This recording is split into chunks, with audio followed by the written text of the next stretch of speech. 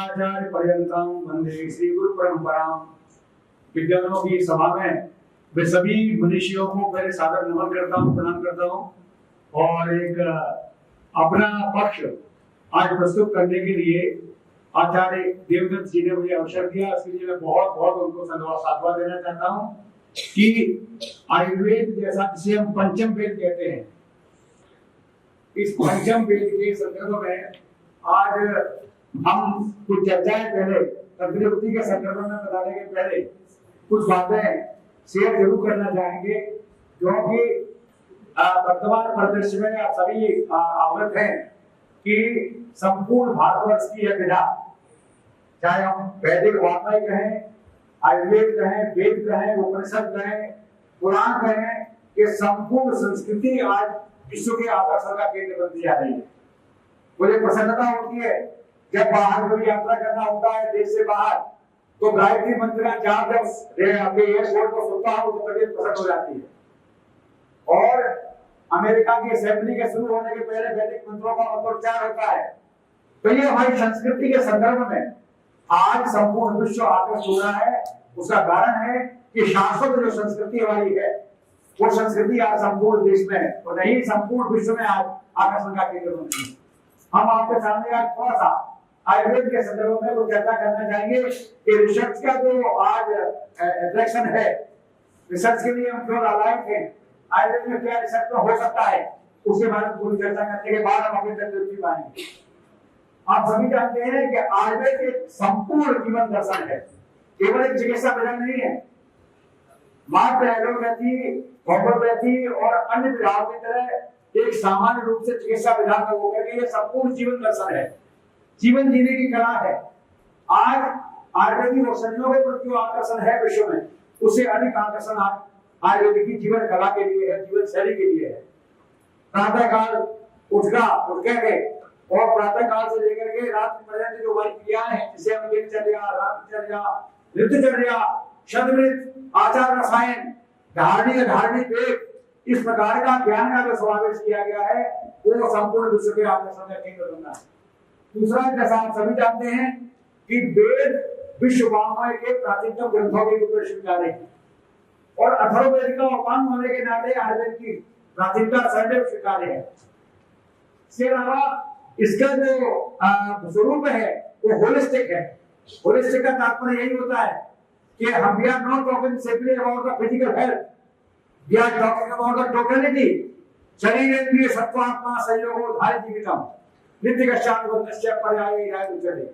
शरीर, इंद्रिय, सत्व, आत्मा, इस सारी चीजों के बारे में विचार करते हैं।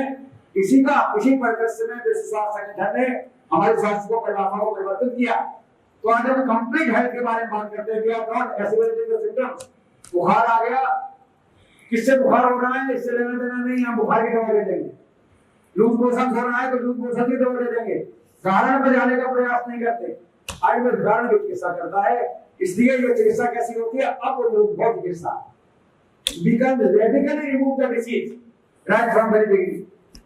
तीसरी बात, इस patient oriented rather than disease oriented. जैसा कि मैं चर्चा बार-बार करता हूं कि हम व्यक्ति विशेष की चिकित्सा करते हैं, हम रोग मानव परीक्षक रोगी की परीक्षा भी करते हैं, रोग की परीक्षा करते हैं और तब हम चिकित्सा करते हैं। प्रत्येक व्यक्ति की चिकित्सा में भिन्नता होती है, ये आयुर्वेद का विलक्षण लक्षण है। दूसरी बात, it cures the disease radically.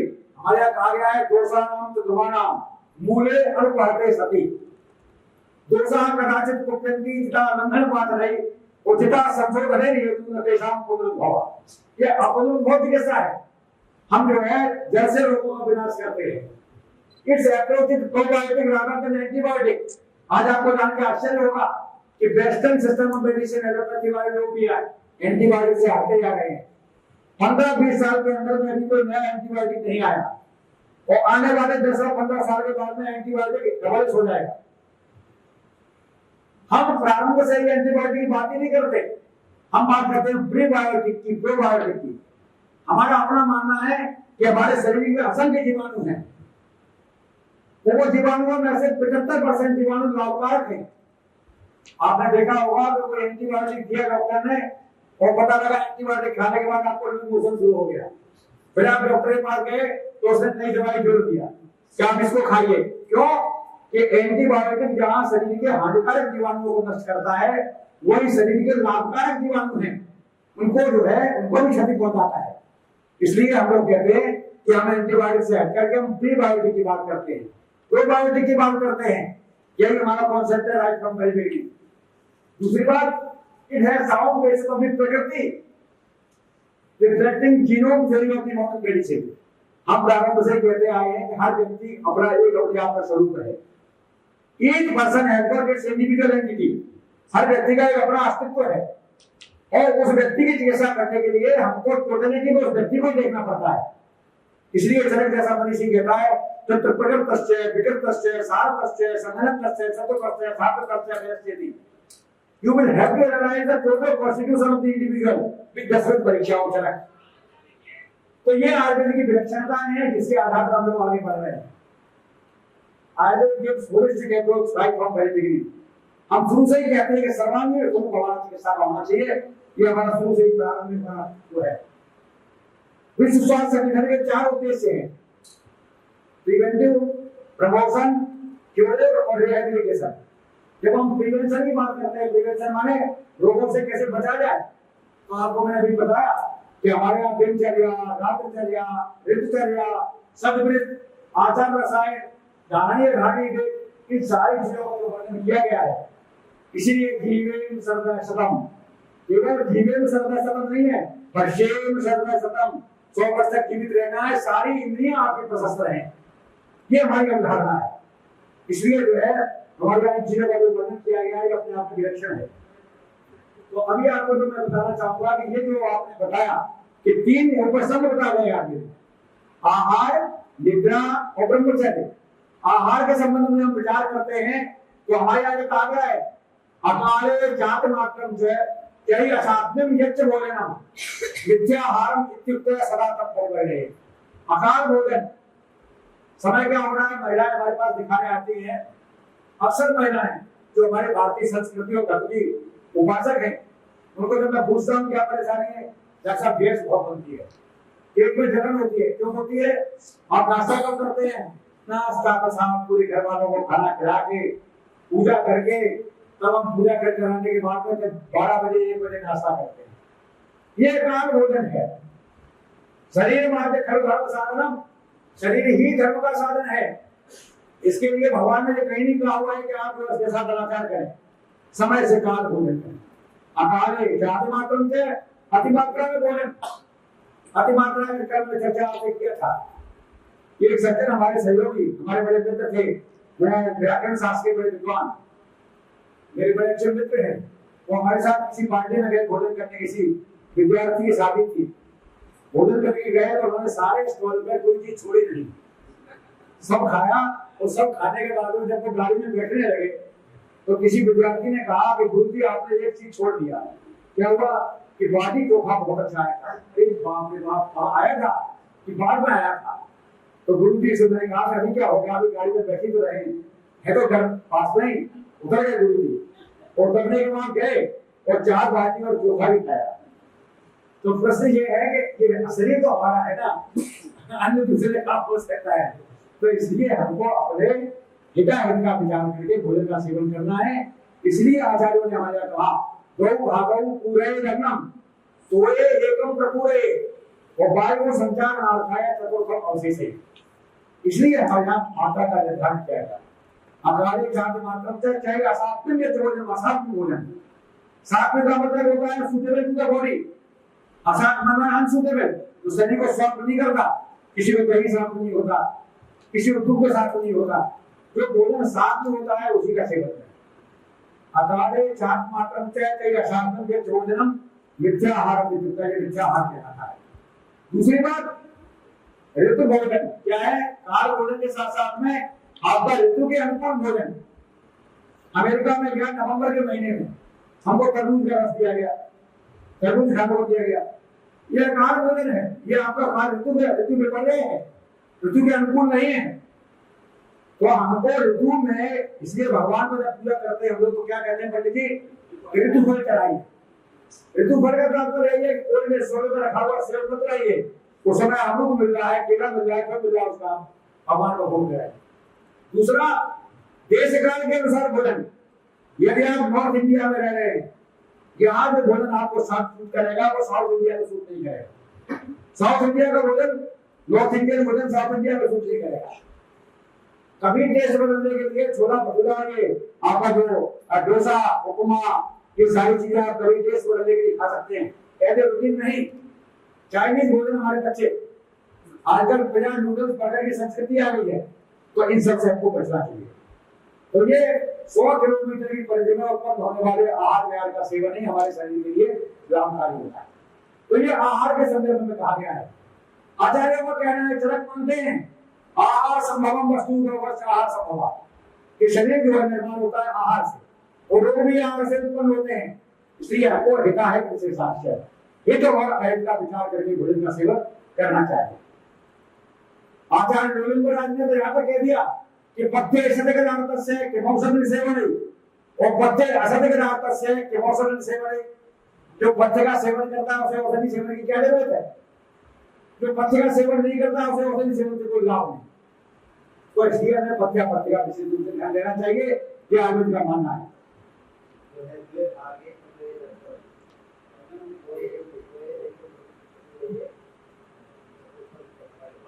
एकम प्रभुरे वायु संचार अर्थाय चतुर्थम अवशेषः। ये हाइपोथेटिकल, इसके लिए कोई पैरामीटर नहीं है, स्केल नहीं लगी हुई है। ये आप अनुभव करते हैं, अनुभव करने हैं। आपको व्यायाम जब आप करते हैं तो हमारा कार्य बलार्थ व्यायाम करना चाहिए। बलार्थ का तात्पर्य क्या है? माथे का पसीने की बूंदें आ जाए, ये आपका बलार्थ का लक्षण है। तो आपको खुद अनुमान लग जाएगा कि मेरी 4 रोटी की भूख है, 6 रोटी की भूख है, तो हम 4 में से 3 रोटी खाएं, उसके बाद में क्या जल ले। जल के अंदर क्या मतलब है? फ्रूट जूस, सूप, जो भी लिक्विड की चीजें हैं वो आपको कोई आ है। एक हिस्सा छोड़ दिए नहीं, मिक्सी को आप दूध के भर देंगे तो वो चलेगी नहीं। तो इसलिए पेट को भी अपना भगवान अपना समझिए, सेवन करिए। और निद्रा का तात्पर्य क्या गया है? हमारे क्षेत्र की निद्रा कहेंगे तो रात्रि स्वभाव प्रभाव निद्रा यदा तो मनसे क्लांते कर्मात्मानं प्रमाणितः विषये जो निवर्तन दे तरह से मानवा। शरीर को थकाइए, मन को थकाइए, आपको स्वाभाविक निद्रा आएगी। एक रेलवे के गार्ड रिटायर्ड हो गए, हमारे पास आए दिखाने के लिए।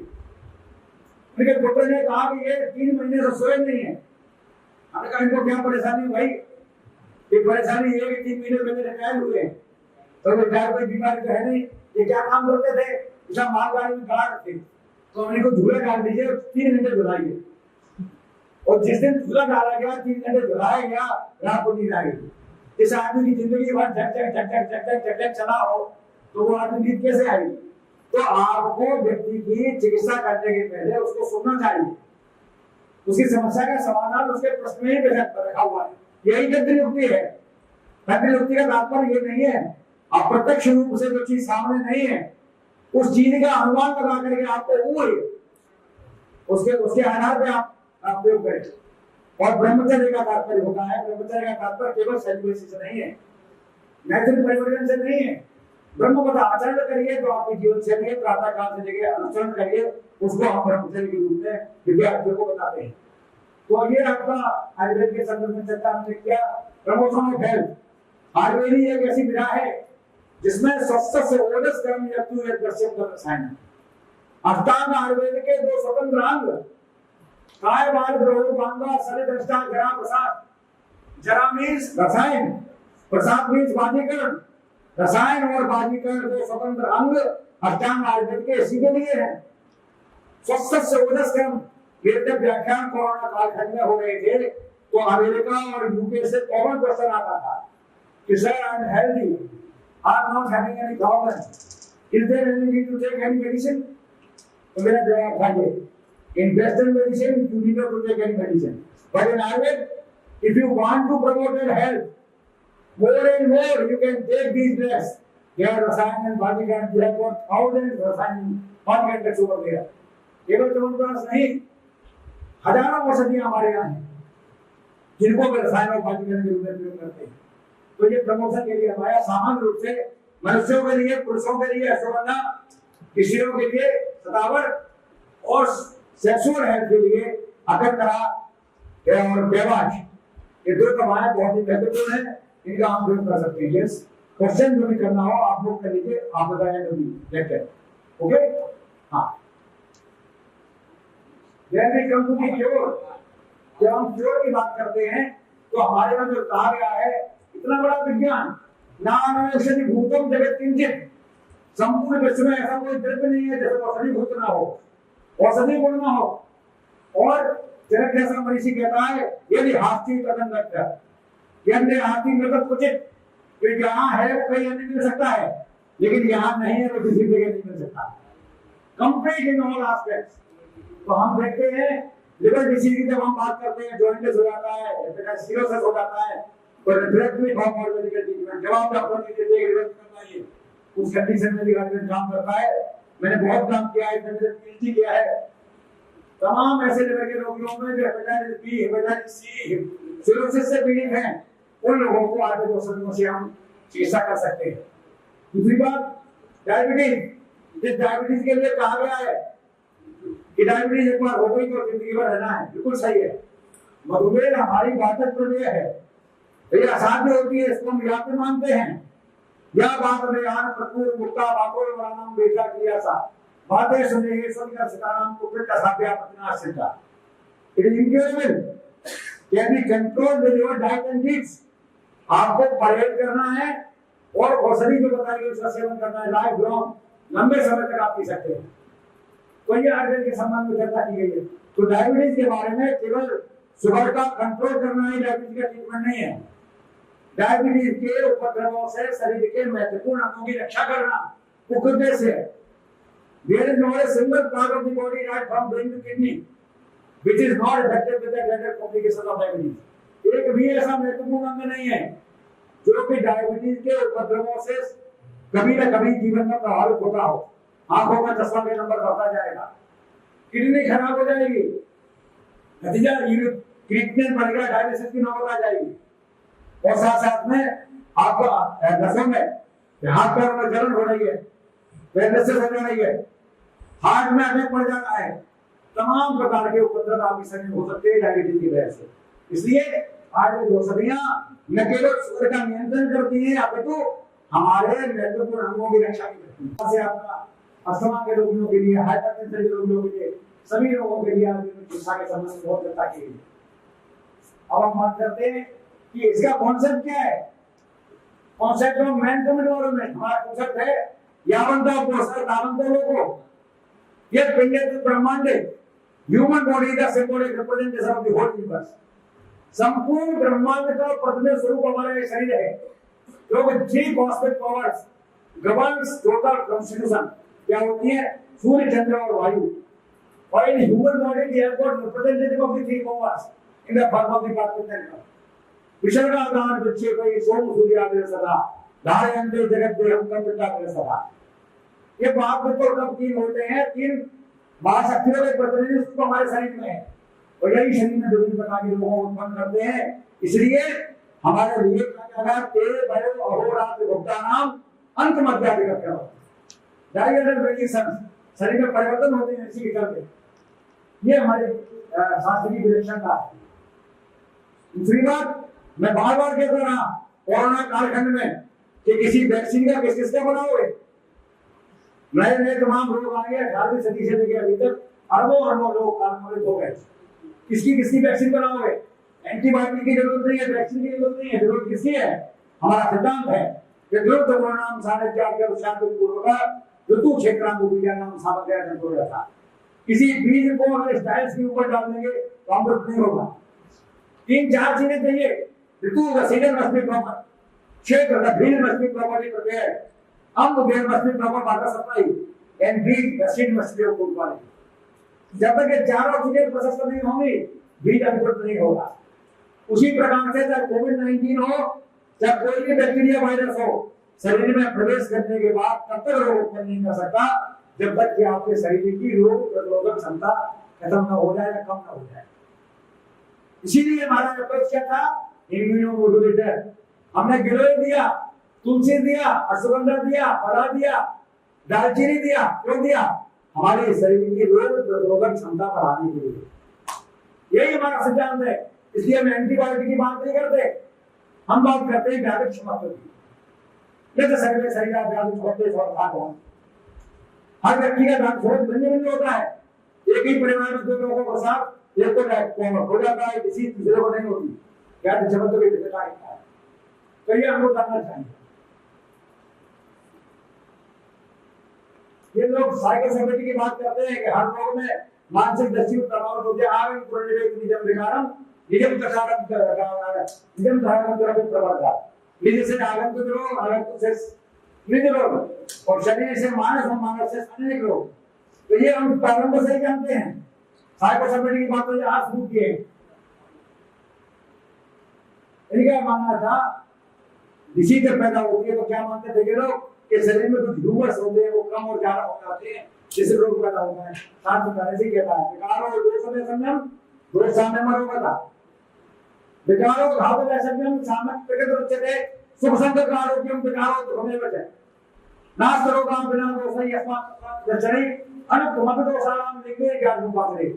प्रारंभ से भी मानते हैं कि शरीर के अंदर दोष विषम होने की वजह से रोग की उत्पत्ति होती है।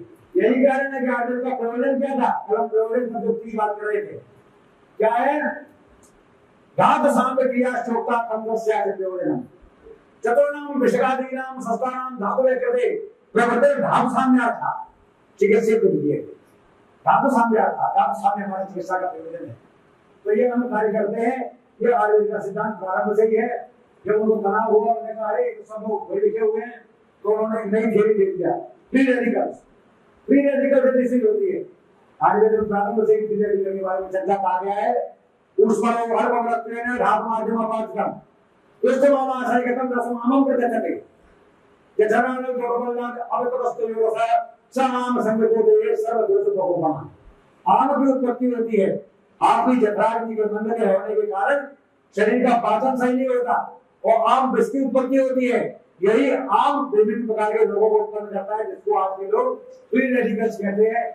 इसको सुनने के बाद मुझे और बना होगा कि आयुर्वेद वाले सब अपने आप में सिद्ध कर देते हैं, तो उन्हें नई थ्योरी निकाली। Theory of maintain pathology Moscow में कॉन्फ्रेंस हुई, उस कॉन्फ्रेंस में बताया नहीं नई थ्योरी है हमारी। रोग का उत्पन्न क्यों होता है कि शरीर की कोशिकाओं में जो अंदर से बाहर जाने की कला होती है कि बाहर की चीजें अंदर की चीजें बाहर जाती हैं, उसमें कोई रुकावट आ जाती है तो आपका शरीर में रोग उत्पन्न हो जाता है। उनको हमने समझाया, उनको हमने कहा कि ये आपकी आज की बात आप कर रहे हो, हमारे यहाँ तो जो है प्रारंभ से कहा गया है, शुरू से ही हमारे यहाँ कहा गया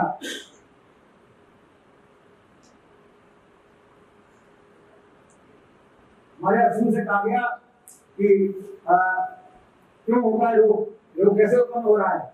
हमारे यहाँ कहा गया कि कुपितानाम दोषानाम शरीरे प्रधावताम ये तो संग खबे गुंजा व्याधि शब्दों पर आए थे। वो खबे गुंड क्या है, श्रोतो गुंड क्या है, श्रोतस क्या है, खाली स्थान नहीं है। श्रोतो वयम अयम शरीरम श्रवणात् श्रोतांसी, जिसमें लगातार श्रवण होता है वो श्रोतस है। एक एक शहर को कहा गया है, हमारे यहाँ कहा गया है श्रोतांसी यावंता पुरुषे मूर्तवंतो भाव विशेषास्मंत एवास्मिन श्रोताम पदार्थ विशेषा मूलाद खादंत्रम देहे प्रसंतो वाय श्रोतस स्थिति में कि हम सिरा धर्म विवरण। तो ये श्रोतस है, इन श्रोतसों में वैगुण्य जब पैदा होता है तो आपका रोग उत्पन्न होता है। तो जिसको आप मेम्ब्रेन पैथोलॉजी कह रहे हैं वो हमारे यहाँ खवैगुण्य है, और खवैगुण्य को प्रारंभ से ही आचार्यों ने वर्णन किया है। ये मैंने आपको कहा कि हमारे आगे का सिद्धांत है स्वभाव परम्परा। स्वभाव परम्परा हम देखते हैं स्पॉन्टेनियस थ्योरी ऑफ हीलिंग। आपको फ्रैक्चर हो जाता है तो हम क्या करते हैं, प्लास्टर कर देते हैं बोर्ड को फिक्स करके। तो प्लास्टर कोई ट्रीटमेंट नहीं है, हम उसको इमोबिलाइज करते हैं जिससे शरीर हमारा स्थिर रहे और हमारी हीलिंग हो जाए। हीलिंग तो अपने आप होती है, हीलिंग ऐसा नेचुरल फिनोमेना। कुत्ते को घाव हो जाता है, जहां तक उसकी जीभ पहुंचती है उस घाव को पानी जल्दी भर देता है। उसके सलाइवा के अंदर एंटीसेप्टिक सलाइन निकलती है जो उसको वॉश करके और हीलिंग प्रोसेस फास्ट हो जाती है। तो साथियों ये हमारे स्वभाव परंपरा है, सिद्धांत है थ्योरी ऑफ स्पॉन्टेनियस हीलिंग। जब कोई रोगी हमारे पास आता है तो उसकी जांच में हम ये नहीं देखते कि उसको कौन सा रोग है। We are examining remainder health, अवशिष्ट स्वास्थ्य कितना बचा है उसका, so that how much can be given to this patient to boost up the immunity, उसकी क्षमता को बढ़ाने के लिए कितनी औषधि और दी जाए जिससे ये रोगी अपने आप अपने दोष को ठीक कर सके। ये लिविंग दिस थिंग, अश्वगंधा देते हैं, बला देते हैं, सारी औषधियां देते हैं, इसलिए इसका शारीरिक क्षमता बढ़ जाए और ये अपने आप हीलिंग करने की प्रोसेस में आ जाए। ये आयुर्वेद का सिद्धांत है। जितने क्रोनिक डिसीजेज हैं, जीर्ण रोग हैं, उन सब रोगों में आयुर्वेद लाभकारी होता है, क्योंकि एक तरफ स्रोतों को शुद्धि करते हैं हम पंचकर्मा से, और दूसरी बात रसायन का प्रयोग करते हैं उसकी इम्यूनिटी को बढ़ाने के लिए। इसलिए सारी औषधियां हमारे यहाँ क्रोनिक डिसीजेज के लिए हैं। दूसरी महत्वपूर्ण बात, अभी एक तंदुरुस्ती आएगी, हम बताएंगे कि आपको कि जिस तंदुरुस्ती का तात्पर्य है कि नई चीजों को खोजने के लिए, लेकिन पहले न्यू नेम, चरक जैसा मनीषी कहता है एवं आविष्कृतानाम त्यागिनाम व्याख्यास्यामः, हम केवल उन लोगों का वर्णन कर रहे हैं जो आविष्कृत में है, विचार ऑलरेडी इन एग्जिस्टेंस। नया कोई रोग आता है तो परेशान नहीं होना, इतना बड़ा विज्ञान। चरक कहता है विकारा नाम असरो नहीं गिरियत कराता नहीं सर्व विकारेषु नाम तो असतवाच। आपको नाम के लिए परेशान नहीं होना है कि कोविड-19 आ गया आप खोज रहे हैं किताब में, इसके लिए आपको खोजना नहीं है, उसके निदान दोष उससे का विचार करके आप चिकित्सा करिए और you can coin a new name. एक से आपका तंदुरुस्ती है, इसमें स्वसंज्ञा, स्वसंज्ञा जो तंदुरुस्ती है तात्पर्य है कि नया नाम कॉइन कर सकते हैं। जब हम लिवर डिसीज का काम कर रहे थे तो क्रोनिक लिवर डिसीजेज के लिए मैंने नाम दिया यकृतगत दोष, किसने अप्रूव वाली गवर्नमेंट को किया। तो आपको एक औषधि हम अफ्रीका से लेके आए इसके डायबिटीज के रोगियों के लिए। मैं जिसके पास जाता था ये कहा है अफ्रीका से लाना, इसका नाम क्या है, सब डायबिटीज में काम करता है, नाम पता नहीं। जब मैंने उसका फूल आ गया उसका स्टडी कराया बोर्डर से तो पता चला इसका नाम है पर्नोनिया एमिग्लिना। और पर्नोनिया एमिग्लिना को जब गूगल पे आप सर्च करेंगे तो आप देखेंगे कि इसका हजारों रिसर्च पेपर पब्लिश हुए हैं और वेल्थ ऑफ इंडिया जो भारतवर्ष की संग्रह वाला ग्रंथ है इसमें इसका उल्लेख नहीं। भारतीय औषधि नहीं है, भारतीय पादप नहीं है, तो इसका हमने जो है नाम दिया नया मधुरांतक। और मधुरांतक नाम देने के बाद इसके 10 गुण तीन विपाक प्रभाव और कर्मों का निर्धारण किया और भारत सरकार को दिया जो कि हमारी पुस्तकों में जोड़ा जाएगा। तो ये स्वसंज्ञा तंदुरुस्ती है जिसका हम प्रयोग कर सकते हैं। Then we come to the next one। ये बहुत अच्छी बात आपके सामने बता रहा हूँ कि हमारे जो शेड्यूल है उस शेड्यूल में इम्यूनाइजेशन, आज बच्चों को आप टीका लगवाने जाइए तो आप देखेंगे क्या करना पड़ता है कि आपको हजारों रुपए खर्च करने पड़ते हैं टीका लगवाने के लिए। पहले तो 2-3 हजार टीका लगते थे सरकारी हॉस्पिटल में, आप नर्सिंग होम में जाएंगे तो कम से कम 25 से 30 हजार रुपए खर्च होते हैं बच्चों को टीकाकरण में। मैंने भारत सरकार को योजना दी, 16वीं सदी में आचार्य भारत ने कहा बाल्यम वृद्धि क्षवर वेदांत और दृष्टि शुक्र विक्रमो और बुद्धि कर्मेंद्रिय सेवन जीवितम 10 वर्ष। ये 10 जो भाव है ये जैविक भाव है, प्रत्येक दशक में एक जैविक भाव का ह्रास होता है। 1 से 10 साल तक बाल्य, दूसरे में वृद्धि 11 से 20, 26 कॉम्प्लेक्शन, मेधा 14 दशक, और तो दृष्टि शुक्र विक्रम ये क्रमानुसार प्रत्येक दशक में ह्रास होता है।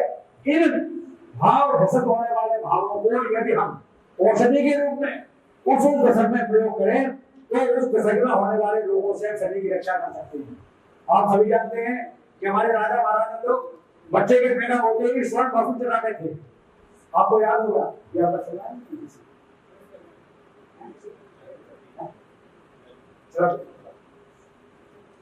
हाँ, तो इसमें आपने देखा कि स्वर्ण बाबू चलाते थे तो हम लोगों ने स्वर्ण प्राशन कराया और हमारे यशस्वी मुख्यमंत्री महोदय के सहयोग से जो आपने देखा होगा गोरखपुर के जिन क्षेत्रों में जापानीज इंसेफेलाइटिस थी, तमाम बच्चे अकाल हो रहे थे, उन बच्चों को जो है स्वर्ण प्राशन कराया गया। नतीजा ये हुआ कि पूरा गांव का गांव 5 गांव हम लोगों ने चुने, 5 गांव में एक भी बच्चे को जापानीज इंसेफेलाइटिस नहीं हुई।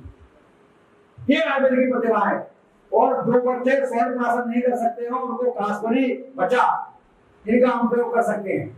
दूसरे के लिए वृद्धि अश्वगंधा शतावरी और बला इसका हम प्रयोग करें। बहुत सी बातें हमारे पास आती हैं कि हमारी लड़की की हाइट नहीं बढ़ रही है, लड़के की न बढ़े तो कोई दिक्कत नहीं है, लड़की की हाइट बढ़ना चाहिए क्योंकि आजकल के लोगों को इंफ्रारेड हाइट चाहिए या शिल्पा शेट्टी जैसी हाइट चाहिए और जय अग्रवाल लोगों को पसंद नहीं आ रही, तो लड़कियों की हाइट नहीं लड़कों की भी हाइट बढ़ाने के लिए जो दूसरा दशक है जिसको हम 11 से 20 वर्ष मानते हैं, इसके बीच में आप अश्वगंधा, कला और शतावरी का प्रयोग करिए और कुछ एक्सरसाइज है ताड़ासन जैसी थोड़ा आप प्रयोग करिए तो निश्चित रूप से आपकी आवश्यक हाइट जो है बढ़ सकती है।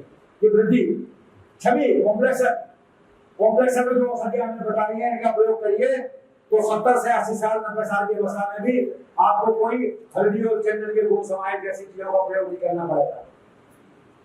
आपका ओज शरीर में निरंतर आपके चेहरे पर दिखाई पड़ता रहेगा, कोई कॉस्मेटिक की जरूरत नहीं पड़ेगी।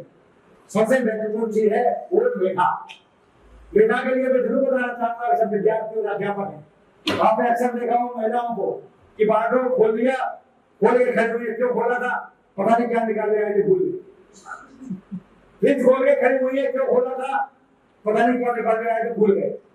प्रिंसिपल ने घंटी बजा दिया, चपरासी आगे खड़ा हुआ है, बोला क्यों संख्या काम है, बाहर जाओ, भूल गए क्यों बोला। ये समस्या कॉमन है, इसके लिए 4 वेद रसायन हमारे यहाँ बताए गए हैं। उन 4 वेद रसायनों का उपयोग करें। कौन से?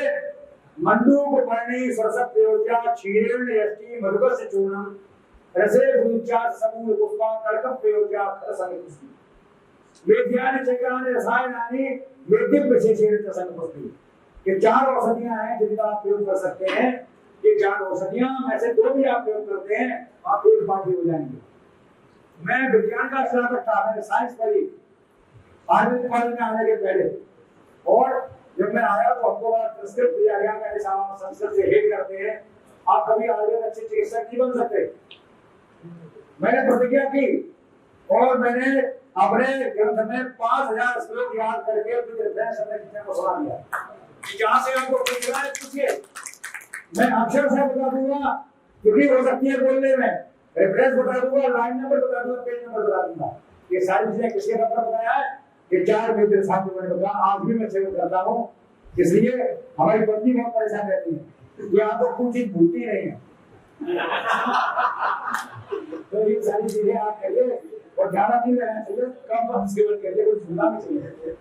तो ये सारी चीजें याद रखिए, ये जो ज्यादा जा सकते हैं हम जा रहे हैं, इसका हम लोग उपयोग करें, निश्चित रूप से लाभकारी होगा। ये जो है वेस्टर्न मेडिसिन की बात करते हैं, तो I am not criticising any system of medicine. हर चिकित्सा विधान की अपनी सीमाएं होती हैं, मर्यादा होती है, इसकी भी सीमाएं हैं। जब एक्यूट अटैक पड़ता है आपको, तो बिना मॉडर्न मेडिसिन के आपका काम नहीं चलता। हमारी औषधियां तो बहुत कालखंड में जो हमारे लोगों ने इसका दुरुपयोग किया, तमाम तरह के आक्रांताओं ने इस विधा को क्षति पहुंचाई। आज आप देखते हैं प्लास्टिक सर्जरी के लिए क्या हुआ है कि सुसुध का फायदा प्लास्टिक सर्जरी सुसुध में कहा यहाँ तक यंत्र सतमे गोत्रम और सहतमे पुराण में जाना हुआ है।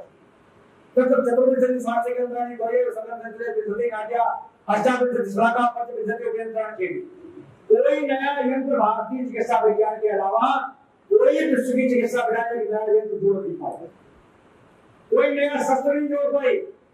ऑपरेशन के जो प्रोसीजर बताए गए वो अपने आप में विलक्षण है।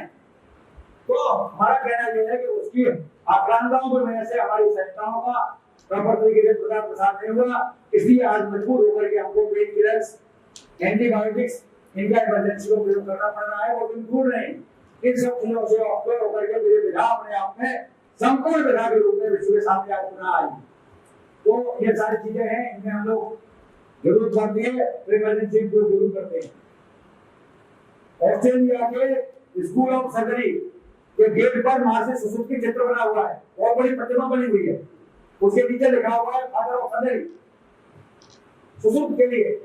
अमेरिका के कैलिफोर्निया में जब मेरा विजिट था, मेरा लेक्चर था, तो हमारे पहले चित्र बना हुआ था पूरी दीवार पर। मैंने देखा किसने पहले चित्र है, वो जीवन का पहले चित्र था, उसमें लिखा था first neuro surgeon of the world Sushruta द्वार, चरक लाइब्रेरी, चरक क्लब, इस नाम से आज के कैलिफोर्निया के मेडिकल स्कूल में बने हुए हैं।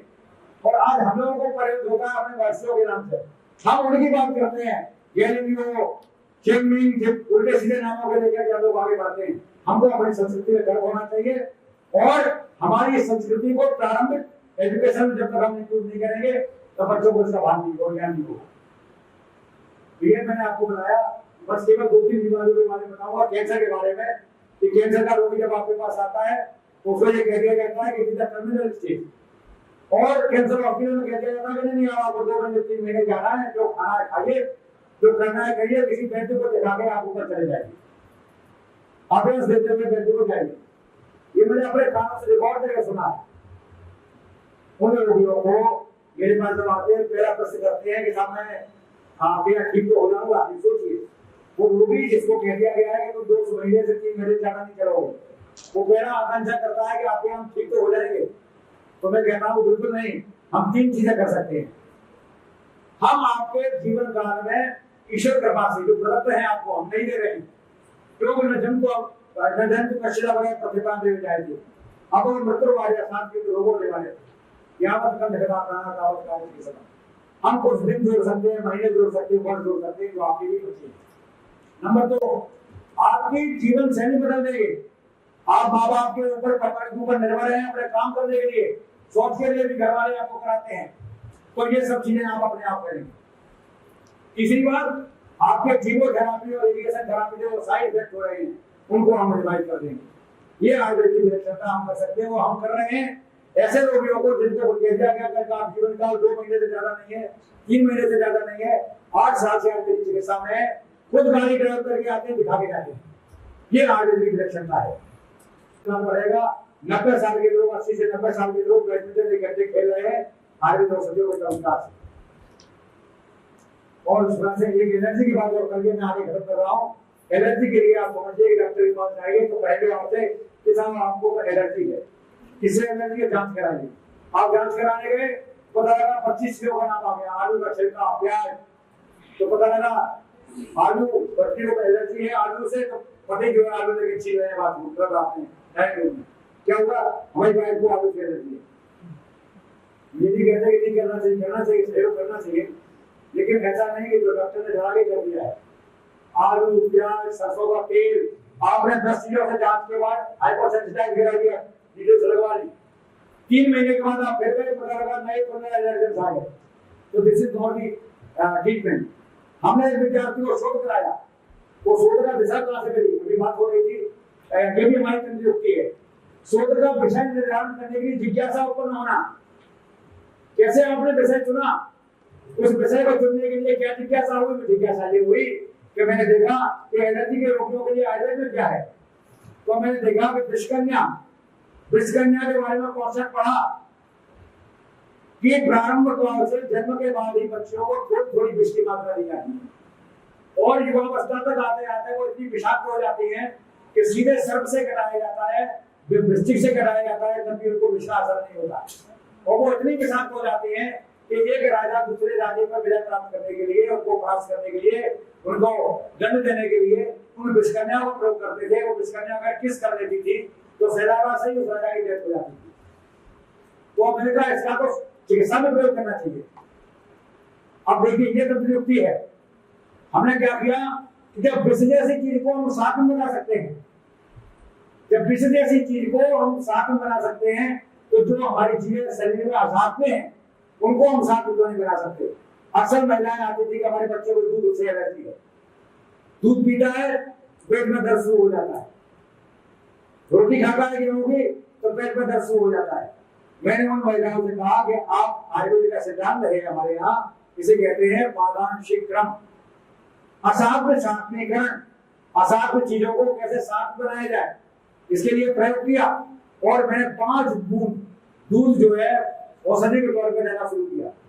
5 बूंद को 21 दिन लगातार रखा, और 21 दिन के बाद में मैंने 5 बूंद की जगह पर 10 बूंद किया, और करते करते 6 महीने के इंटरवल में बच्चों को 3 लीटर दूध पिलाया, कोई एलर्जिक लक्षण नहीं हुए। इसे कहते हैं असाध्य सात्वीकरण, और this is supposed to be wonderful treatment of the Ayurveda. हमने क्या किया, एडेप्टिबिलिटी, इसे कहते हैं एडेप्टिबिलिटी। एडेप्टिबिलिटी का मतलब होता है जैसे हमारे सैनिक कारगिल में जब युद्ध करने गए तो पहले इतनी ऊंचाई को उनको रोका गया, उसके बाद में जब बॉडी एडेप्ट हो गई तो और ऊंचाई पर ले गए। इसी प्रकार से आपने उन असाध्य चीजों को शरीर में शांत करवाया। तो ये आयुर्वेद का एलर्जी का सिद्धांत है। नहीं तो एलर्जी केवल भौतिक स्तर पर नहीं होती, एलर्जी में अगर मान लीजिए किसी क्लास टीचर को किसी बच्चे से एलर्जी हो तो उसका सेक्शन चेंज करा देगा। ये बच्चा ऐसे प्रश्न पूछता है कि हमारा दिमाग खराब हो जाता है, पारा चल जाता है, इसको हटाइए, इसको सेक्शन बदलवाइए, सेक्शन बदल देगा। किसी टीचर को किसी प्रिंसिपल से टीचर से हो जाए तो प्रिंसिपल टीचर का ट्रांसफर करा देगा भाई, ठीक है बयानी कराएंगे चलिए को गंदा रखा से हटा करके आपको परिसर में भेज रहे हैं, ठीक है ट्रांसफर करा देगा तो कुछ हो जाएगा। लेकिन भगवान न करे ये एलर्जी पति और पत्नी के बीच में हो जाए तो उनके पास एक ही इलाज है, डाइवर्स से दी ऑल्टरनेटिव। और आयुर्वेद क्या करता है? नहीं, आयुर्वेद कहता है असाध्य सात्विकरण, जिससे एलर्जी है उसको हम साथ में बनाएंगे। और कैसे बनाएंगे? इसलिए मैं कहता हूँ महिलाओं से विशेष रूप से कि पतियों को डाटा करिए, थोड़ा थोड़ा करिए, धीरे धीरे डाटा जरूरी है, डाटा नहीं तो निरंकुश हो जाएंगे, देखो डाटिए धीरे धीरे करके थोड़ा थोड़ा डोज दीजिए, धीरे धीरे बढ़ाइए, घंटा डाल दिया तो गड़बड़ हो जाएगा। तो ऐसे जो है उनको साथ में बनाइए, असाथ में करने की जरूरत नहीं है, इसे कहते हैं असाथ के साथ में, ये भी कंट्रीब्यूटिव है। तो इन सब का हमको प्रयोग करके निश्चित रूप से हम तमाम ऐसे लोग हैं जिन रोगों से हम पार पा सकते हैं। ये हमने आपको कहा था कि आयुर्वेद जो है इंडिविजुअल साइंस है, योग मार्शाम तो योग विद्या देश का योग मार्गम पुरुषम पुरुषम बीच सहयोग इसको तमाम व्यक्ति विशेष के हिसाब से हम चिकित्सा करते हैं। यही हमारी विलक्षणता है, ये आयुर्वेद की सब अच्छा ही है। मैंने आपको बताया कि चलन के 10 परीक्षा बताई, उससे हम रोगी के बारे में जानकारी करते हैं, वो क्या प्रकृति का निर्धारण करते हैं, उसी हिसाब से हम चिकित्सा करते हैं। अब ये रिसर्च के बारे में हमारे आचार्य पीवी शर्मा जी ने लिखा कि कार्य कारण भावांतर करना गुणधर्म एवं परिस्थिति स्थापना सम्यक अनुसंधान पूछे थे। अनुसंधान करने के लिए अन्वेषण परिश्रम गवेषण तथा विजय गुण इत्यादि पर्याय लोक समाज में ये उन्होंने जो इसके बारे में वर्णन किया कि ये अनुसंधान है और research is an intelligent scientific systematic and unbiased process of approach of establishment of a particular concept by hypothesis. ये आपको करने के लिए कैसे सोचना आप आगे कोशिश करेंगे इसके बारे में चर्चा किया गया। आयुर्वेद में लिखा गया कि परीक्षिकारणों में पसरा भवन्ति, उस दिन चर्चा भी किया था न तो सर्वे व्याध्या बहुत उपायशाध्या न तो सर्वे उपायशाध्यानां व्याधीनां अनुपाय सिद्ध अस्ति परीक्षिकारणों में पसरा भवन्ति। परीक्षा के लिए हमारे यहाँ प्रारंभ से ही चर्चा की गई कि परीक्षा को महत्व देते हैं, यही हमारा तंत्र विज्ञान के माध्यम से आगे बढ़ना है। नीट बहुत रिसर्च इन आयुर्वेद जरूरी नहीं है। आयुर्वेद के तथ्य कैसे हमारे टाइम टेस्टेड साइंस है, ये विज्ञान है और ये विज्ञान पूर्णतः सिद्ध सिद्धांतों के आधार पर है। लेकिन आगे परिदृश्य में आज की कम्युनिटी को उनकी भाषा में समझाने के लिए हमको आपकी भाषा का प्रयोग करना जरूरी है। Literary research, clinical research, fundamental research, drug research, ये हमारे किया रही है। हमने बताया कि मैं भारत सरकार को प्राथमिक नीति आयोग को मैंने सबमिट किया। मैंने कहा कि सिद्धांतों नाम या सत्रह परीक्षकें गोविंद परीक्ष ये तो भी साधकता स्थापित करने हैं। जो भी सिद्धांत दिए गए हैं पूरी तरह से परख करके जांच करके विज्ञान के हमारे मापदंडों के आधार पर स्थापित किया गया है। और जो आप बात करते हो क्या करते हो? Evidence based. एविडेंस का मतलब प्रत्यक्ष प्रमाण, जो सामने दिखाई पड़ रहा है वही सत्य है, इसके अलावा कोई सत्य नहीं है। जब हम कहते हैं प्रत्यक्ष में अल्पम अप्रत्यक्ष में अनल्पम, प्रत्यक्ष है फ्रेगमेंटरी नॉलेज और प्रत्यक्ष आपका दूषित भी होता है, दुष्ट भी होता है। आंखों में अपने आंखों में काजल को आपकी आंख नहीं दे सकती, इसकी मर्यादाएं हैं। तो इसलिए हमारे यहाँ जो ये कहा गया कि हमारे जो ज्ञान हमारे सिद्धांत हैं वो आत्मोपदेश प्रत्यक्ष अनुमान और युक्ति प्रमाण के द्वारा साधित है। इसलिए ये त्रिकाल सिद्ध है। बुद्धि परिषद का भावान भाव कारण योगदान युक्ति त्रिकाला साधे या त्रिवर्गम साधती है। इतना बड़ा विज्ञान जो विज्ञान आज वर्तमान परिदृश्य में सारी चीजों को स्थापित कर सकता है। तो ये गहरा इसमें दी जाएगी। हमारे तमाम कॉन्सेप्ट है जिसमें हम रिसर्च कर रहे हैं। तो लोग है पंचमहाभूत है, धातु है, अग्नि है, आम है, ओज है, आवरण है, इन सारी चीजों का हमारे कार्य हो रहे हैं, शोधन करा रहे हैं लोगों को। ये टॉपिक्स हमारे हैं, ये टूल्स हमारे क्या है, कितना बड़ा विज्ञान है। त्रिविध परीक्षा, चतुर्विध परीक्षा, पंचविध परीक्षा, षड्विध परीक्षा, अष्टस्थान परीक्षा, दशविध परीक्षा। हमारे यहाँ योग रत्नाकर ने कहा नाड़ी मूत्रम मलम जिव्याम सबके स्पर्श जगा करती, ये अष्टस्थान परीक्षा बताई। इसके आधार पर भी काम निश्चय कर सकते हैं लोग का। तो इस प्रकार से हमारे यहाँ परीक्षाओं के बारे में वर्णन किया गया, ये हमारा है। तो अब हम इसके बारे में करके नेक्स्ट जो है आपके पास तो कंट्रोल का आधा कंट्रोल देगा, आधा नेक्स्ट कर। Now we are talking about the applied aspect of the conjunctive research. To expand to regulate. और तंत्र के चरक सूत्र में कहा गया है तंत्र से युक्ति तंत्र युक्ति नेस्टिस। The purpose of Tantra is connecting sentences कि हमारा जो आपका वाक्य योजना और अर्थ योजना दोनों के लिए प्रयोग किया गया है। तो वाक्य योजना के लिए हमारा कहा गया है purpose of Tantra is connecting the sentences कि यहाँ लिखा गया है क्योंकि जो रचना हमारी हुई छंद की रचना हुई उस छंद की रचना में शब्दों का विन्यास जरूरी है साथ साथ प्रयोग किया गया हो। एक शब्द पहली लाइन में दूसरा शब्द उसका साथ का तीसरी लाइन में तो जोड़ने की बात हमारी ये आपकी योजना हुई। और ये लिखा है means the meaningful arrangement of the sentences with respect yoga उद्देश्य निर्देश आर यूजफुल इन द वाक्य योजना। Next please.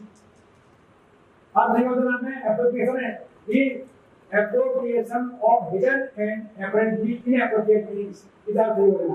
अधिकरण पदार्थ etc. यूज इन अर्थ योजना। असर भाव प्रयुक्तानां वाक्यानां प्रतिषेधनां वाक्य सिद्धि ये तंत्र युक्ति का। Next please. तंत्र युक्ति described in the sentence Psalm 12 chapter which is aided by Drenable। हमारा कहा गया है कि अग्निवेश कृते तंत्रे चरक प्रतिसंस्कृते और द्रवण संपूर्ण का द्रवण ने संपूर्ण किया ये सिद्धि स्थान चिकित्सा स्थान ये जो है द्रवण द्वारा पूर्ण किया गया है। तो ये द्रवण का कंट्रीब्यूशन माने या चरक का माने ये हमारा अभी तक जो इसको तमाम तरह के मतलब भी हमारे सामने आ रहे हैं। तो क्योंकि सिद्धि स्थान के 12वें चैप्टर में इसका डिस्कशन किया गया है। और जो है अतश्च प्रकृति बुद्धि देश कालांतरण जो है तंत्र कर्तव्य आप में से ये उपाय नदी शास्त्रोपायन तंत्र उपाय नदी। हाँ तंत्र युक्ति is the most important tool to understand shastra. That's why it is explained at the end of the संहिता।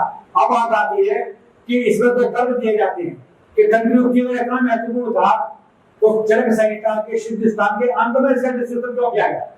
उनका मानना था कि ये सब पूरी तरह से तंत्र को पहले शास्त्र को समझ लेंगे तब तंत्र युक्ति के प्रयोग को उसको आप प्रॉपर्ली एक्सप्लेन करेंगे इसलिए इसको बाद में डिस्कशन किया गया। लेकिन अरुण दत्त जो है कमेंटेटर ऑफ द अष्टांग हृदय उन्होंने इसका कहा नहीं मंगलाचरण के तुरंत बाद तंत्र युक्ति का प्रयोग किया। उन्होंने कहा पहले श्रवण करिए मनन करिए चिंतन करिए। पहले उन्होंने कहा श्रवण मनन चिंतन के बाद करते हैं उन्होंने कहा नहीं ये कहा श्रवण मनन चिंतन और तब तंत्र युक्ति का प्रयोग करने के बाद आप शास्त्र में रिवर्स करिए तब आप शास्त्र कर सकते हैं। दोनों तरह के आपके डिस्कशन आएंगे। प्लीज इंपॉर्टेंस ऑफ तंत्र युक्ति ये हमारे यहाँ संहिता में कहा गया है यथा आप मूल मनुष्य का प्रदीपो विश्व रहता प्रबोधन से प्रकाश समान तंत्र से किया। इस प्रकार से सूर्य के उदय होने पर जो कमल का समूह आपका खिल जाता है और अंधेरे घर में भी दीपक के प्रकाश से जो आपका प्रकाश व्याप्त हो जाता है उसी प्रकार से तंत्र युक्ति से तंत्र के अंदर छुपे हुए शब्दों को हम लोग छुपे हुए अर्थ को भी प्रबोधन कर सकते हैं। पहले तंत्र युक्ति वाले तंत्र आए थे संयम महीने तो तंत्र शासन के साथ है तंत्र हिम्मत से योजना तंत्र युक्ति का मेथडोलॉजी और टेक्निक वेरी इंपॉर्टेंट चीज what we are talking about the research methodology. तो तंत्र युक्ति is supposed to be the tool of the research methodology. If you want to proceed successfully for doing any research, particularly literary research, then we must draw the thorough knowledge of this tंत्र युक्ति methodology or technique or systemic approach of studying a tantra or science to interpret the correct meaning in the precise practical application। उसका उपयोग क्या किया जाए शास्त्र का उसके लिए लिखी गई है। Next please. अधिकरण पहले तंत्र युक्ति के बारे में चर्चा किया गया है। अधिकरण नाम यमर्थ विक्रेता प्रवर्तते करता indicates the central theme that the author intends to expound। अथातो दीर्घं जीवितीय ज्ञानं व्याख्यास्यामः। दीर्घं जीवितीय ज्ञान व्याख्या से कहने का तात्पर्य है the central theme of the subject. इसके बारे में हम चर्चा करने जा रहे हैं। Next please. Area of research तो हम कह सकते हैं आज के परिवेश में अधिकरण refers to the subject or area of research which the researcher is going to deal with। जैसे हमने कहा आपको basic research applied research clinical research ये हमारा सेंट्रल थीम होता है इसे कहते हैं अधिकरण। Next please. स्पेसिफिकली जैसे मैंने आपको बताया कि काय बाल ग्रह गंगा शरीर निष्ठा जरा प्रसाद कोई व्यक्ति काय चिकित्सा का विशेषज्ञ होता है तो शरीर का विशेषज्ञ चालाकी का है इस प्रकार से इसका उपयोग किया गया। ये हमारा अष्टांग हृदय के संदर्भ में कहा गया है ये भी अधिकरण है। Next please. दूसरी तंत्र युक्ति योग जिसके बारे में आप चर्चा कर चुके हैं सुन चुके हैं मैं थोड़ा ब्रीफ करूंगा बस आपके सामने। ये उदाहरण जैसे क्या कहा गया हमारे proper arrangement of the words और sentences together so to convey the meaning correctly. फिर अब यहाँ शब्द यहाँ है, एक दूसरा आपको दूसरी जगह पर है, उसको हम कैसे जोड़ करके समाहित करें, इसके लिए हमारा योग पद्धति उपयोग किया गया। प्रैक्टिस देखा यदन्नम द्वेष्टि शब्द आया, यदन्नम द्वेष्टि यदि प्रार्थना अविरोधेतु तब तक यदि समझना है तब वो विद्युत प्रयोग होते हैं। इसमें देखिए अर्थ क्या हो रहा है, यदन्नम द्वेष्टि जिस अन्न से आपको द्वेष हो रहा है, aversion to the food articles, उसके क्या करेंगे, तब तक त्यजन उसको हमें त्यागना है। पहले अर्थ को शब्द को वहां से दिया, नीचे का सब जोड़ दिया, तब तक त्यजन। और प्रार्थित यदि प्रार्थित जिसकी खाने की इच्छा हो रही है उसको क्या करेंगे, समस्त उसको खाने से आपकी वृद्धि होती है दोष की, और क्षय करना है तो आपको उनको त्याग करना होगा। ये जो कहा गया है यदन्नम द्वेष्टि, जिस शब्द से दृष्टि हो रही है उसको तो त्यागना है। तो ये सारी चीजें जो बताई गई हैं, ये चीजें क्रमेण उक्ता गुणः क्रमेण उक्ता गुणः, ये योग के द्वारा क्या हम आगे से विस्तार कर सकते हैं। Next please. ये जो पंच आ गया आपको प्रतिज्ञा हेतु उदाहरण उपनय और निगम, ये यही आपके मॉडल रिसर्च में इंट्रोडक्शन मेथड सजेशन डिस्कशन, इसका हम प्रयोग करते हैं मॉडल रिसर्च में। यही हमारे सिद्धांत में पंच आ गया है। योग वैदिक हमारे लिए आयुर्वेद के दृष्टिकोण से, चिकित्सा के दृष्टिकोण से जो मैंने बताया, arrangement of the medicine, arrangement of the treatment plans, ये भी हमारा योग के अंतर्गत आता है, कैसे भी योग करना है प्लीज। और हेतु जो है आपकी लिखा है, ये हेतु भी लिखा है, देखिए नेक्स्ट देखिए hetu researchers generally quotes the statements from the previous और other searches for to justify हेतु।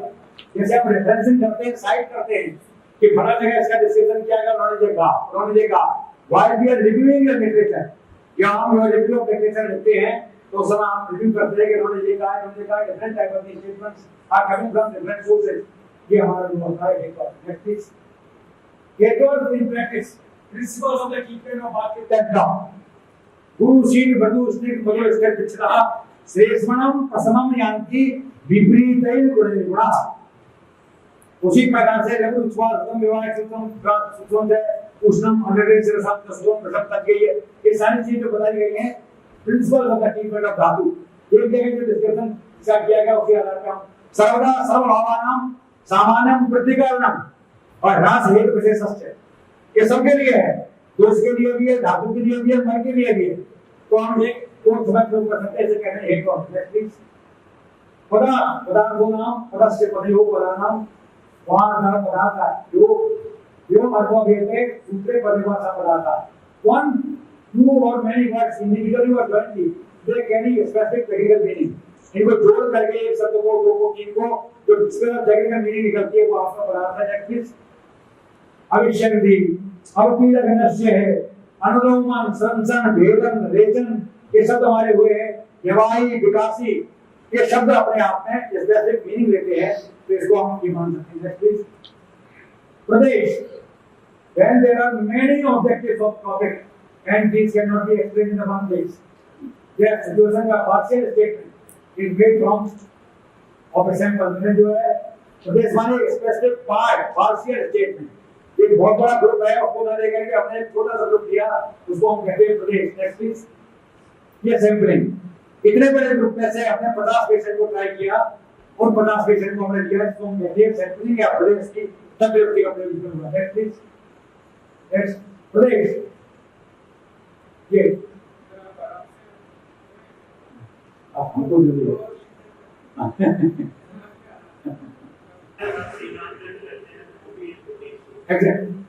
एग्जैक्ट ये जो देखा इन सुसुप्त view it is determination of the present action from the past action. प्रदेश है ये कहा यथा देवदत्त श्याम संयम प्रथम तथा किसी व्यक्ति को ब्रेन की सर्जरी कर रहे हैं, हमने कहा इस पेशेंट को सीजन आते थे, झटके आते थे, क्या कारण क्या था कि साहब यहाँ पर एक कृमि जो है हमारे ब्रेन में पहुंच गया था और उस कृमि को निकालने से वो ठीक हो गया। तो ये हमको प्रदेश स्पेसिफिकली इसका स्पेशलाइज्ड नॉलेज हमारा काम आया और उसको हमने इम्प्लीमेंट किया, तो ये हमारा इससे संदर्भ में आ गया। Next please. Pradesh in practice का ट्रीटमेंट बाय एक्सपीरियंस और प्रैक्टिस, जो एक्सपीरियंस हमें मिला उसको प्रैक्टिस हमने यूज किया, इसके लिए हमारा प्रदेश। Next please. अतिदेश अतिदेव सुनाम ये तीसरे एवं ये जो ऐसे बारे में कहा गया प्रत्येक अध्याय में वाचा से नेक्स्ट ये था ये दिखाया determination of some future events from the present event. हमारा कहा गया है संचय अवर्धा दोषा लभते उत्तरागति संचयम च प्रकोपम प्रसरम स्थान संश्रयम व्यक्तिम भेदम तया व्यक्ति दोषानां सबवेद विषय। आपने दोषों का संचय हुआ अगर संचय अवस्था में संचय अवर्धा दोषा लभते उत्तरागति संचय अवस्था में आपने दोषों का निर्णय कर दिया तो वो जो है उत्तर गति को प्राप्त नहीं होगा, प्रकोप नहीं होगा। इसका अनुमान लगाना ये हमारा आता है अधिदेश में determination of some future events from the present events. वर्तमान स्थिति को देख करके भविष्य के बारे में अंदाज लगाना। Next please. अधिदेश prediction of the assumption of assets termed as hypothesis. इसी को हम कहते हैं हाइपोथेसिस। अनुमान लगा के ये प्रयोग करना इसको कहते हैं हाइपोथेसिस। Next please.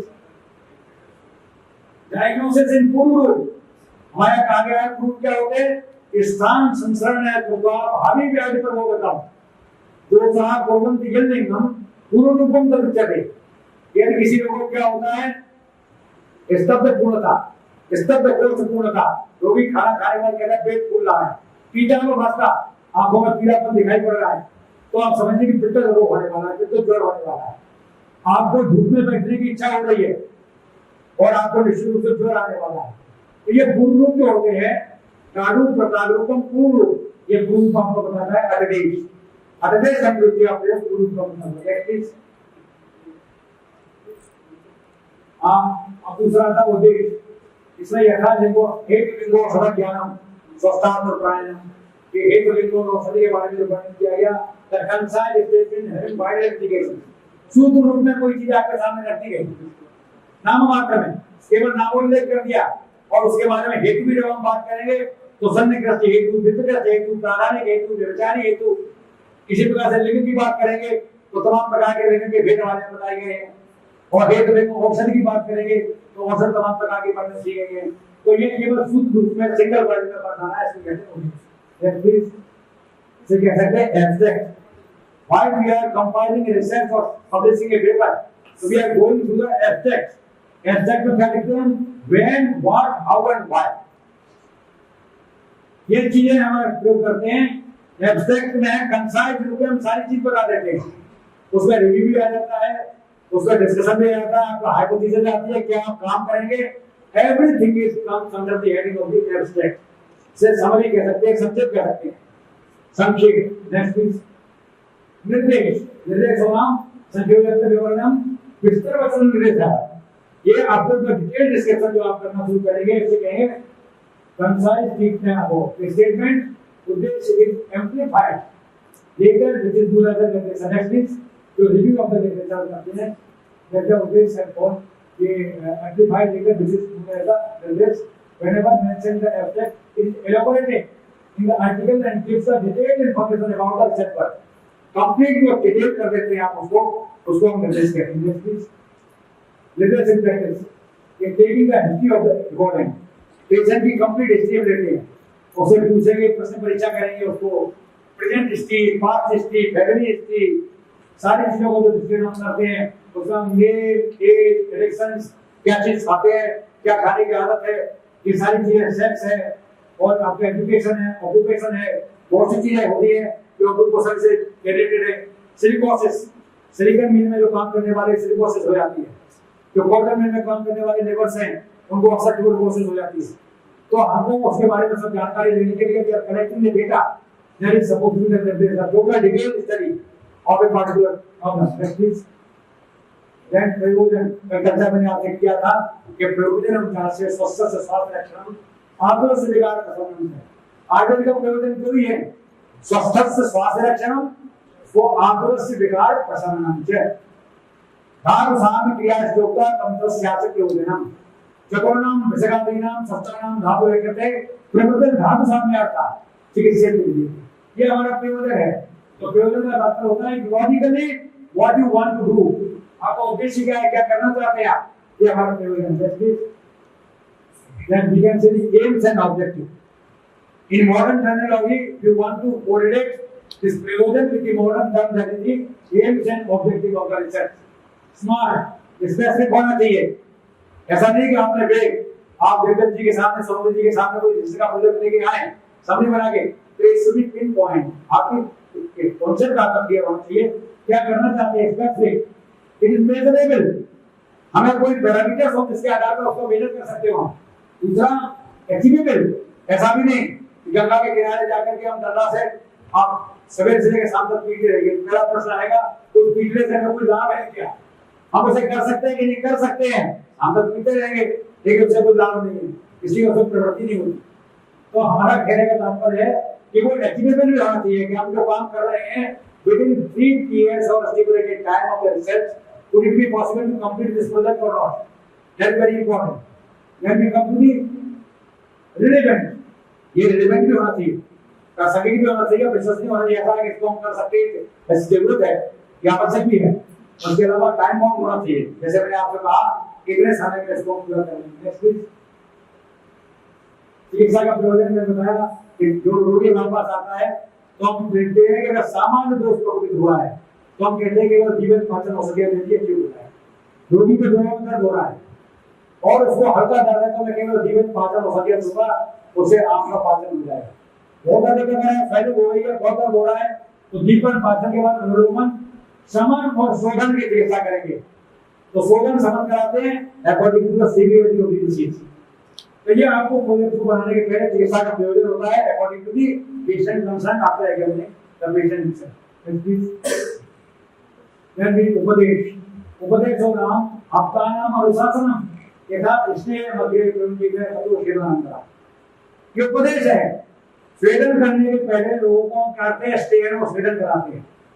तो मालिश करने के बिना स्नेह स्वेद विनभ्यस्य पर्याप्त संशोधनम क्रिया जीव शुष्क निर्माण में शरीर प्रसिद्धि है।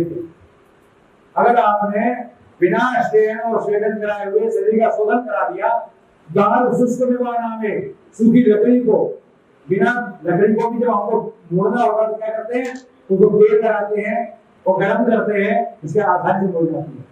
Similarly, if you want to purify the body, so initially you will have to proceed for the snehan and swedan, followed by the संशोधन चिकित्सा। तो ये जो दिया है ये था, ये दिया है the perceptors instruments included है the electrics, research guideline, randomized trials, observational study, systematic review, case report, ये सारी चीजें इसी के अंदर आएंगी। इलेक्ट्रिक्स उपदेश इन प्रैक्टिस गुरु शिष्य परंपरा। उपदेश एक रसू आते हैं उपदेश किया, आगे में जैसे शिष्यों ने उसको सुना और तब उन्होंने अपनी संहिता पर किया, तो ये उपदेश इसी में आया। उपदेश और नाम यथान का वर्णन सरल है, एक वचन अनेक कारणों का उपदेश लिखा गया है, the reason for giving the statement. देखिए आगे नेक्स्ट प्लीज। डिस्कशन, जब किसी रिसर्च को आप कंप्लीट करते हैं तो वी आर टेकिंग और दी डिटेल डिस्कशन में हम करते हैं कि ये चीज की गई, इसका ये हुआ, कंप्लीट हुए का प्रयोग करते हैं, अपनी बुद्धि का प्रयोग करते हैं और अपने तर्कों के आधार पर आप उसको प्रूव करने का प्रयास करते हैं। ये observation and statements made by the researchers have to support a suitable logic and proper justification. आपको बताना पड़ता है कि इस आधार पर इसको मैंने स्टडी किया। हमने कहा कि इस रोगी को पेट में कृमि थे, ट्रेनिंग की वजह से, for example just I am telling very important thing, a patient was having severe pain and obstructive jaundice. Banaras Hindu university में जब मैं एमडी कर रहा था तो एक रोगी के पेट में तेज दर्द था और आंखों में जबरदस्त पीला था। दिखाया गया तो मेडिकल कॉलेज के लोगों ने कहते हैं इसको ऑब्स्ट्रक्टिव जॉन्डिस है, क्यों हुआ है, कारण पता नहीं है, स्टोन निकला नहीं। जब अल्ट्रासाउंड किया गया तो कोई स्टोन नहीं निकला, कॉमन बायोटेक बात क्लियर। मैं प्रोफेसर पीजे देशपांडे जो हमारे कायद शल्य चिकित्सा के हेड थे, वंडरफुल मैन, मैं उनके पास लेकर के गया, उन्हें पेट पे हाथ रखा, उनसे कहते थे कि उनकी उंगलियों में आंखें हैं। He was a person who was having wonderful experience. Simply after perforation of the patient's abdomen, he decided to file a diagnosis. उन्होंने कहा कि इसके पेट में कृमि है और कृमियों का पूरा बंच ला करके हाथों से होते हुए कार्बोरेटर की नली में फंस गया है और उसकी वजह से इसको जॉन्डिस हुआ है, फिर निकल नहीं पा रहा है। जब ऑपरेशन किया गया तो huge bunch of the blood was there in the abdomen. So this is supposed to be the wonderful observation which comes, जिसे कहते हैं डिवाइन पावर। हमारे जो महर्षि थे उनकी लेबोरेटरी 4 दीवारों में सीमित नहीं थी। All nature was their laboratory and their divine sight was their instrument. उनकी दिव्य शक्ति थी, वही उनका इंस्ट्रूमेंट था। इसलिए 16वीं सदी में आचार्य जनक कहते हैं कि प्रसिद्ध देवों में असूल बनते हैं श्रेष्ठ कामनी श्रेष्ठ गणा रूप मार्गम तक पितर को भरेंगे। अगर कोई योगी सफेद रंग का या जो है वर्णहीन मल का विसर्जन करता है तो आप समझ लीजिए उसके पित्त के मार्ग में कोई व्यवधान हो रहा है, ऑब्स्ट्रक्शन हो रहा है। अगर आप चिकित्सा करना चाहते हो तो पहले पित्त के मार्ग के रुकावट को दूर करिए। और इतना बड़ा ज्ञान आज का मॉडर्न मेडिसिन इसको आज सिद्ध कर पाया है कि ऑब्स्ट्रक्शन जो होता है यहाँ पे स्टोन फंस जाएगा या कैंसर होगा या कोई और ग्रोथ हो सकती है जिसकी वजह से आपका व्यवधान उत्पन्न हो रहा है। तो ये हमको जानना चाहिए। डिस्कशन में हमारी ब्रेन पावर यूज करते हैं, थोड़ा सा देखने के बाद हमें निर्णय कर लिया ये हो सकता है। नेक्स्ट हमने सुझावों के यह अपडेट करें तो बाकी का हम डिटेल कल जो है नेक्स्ट अपने शब्दों को बता देता हूँ। Thank you.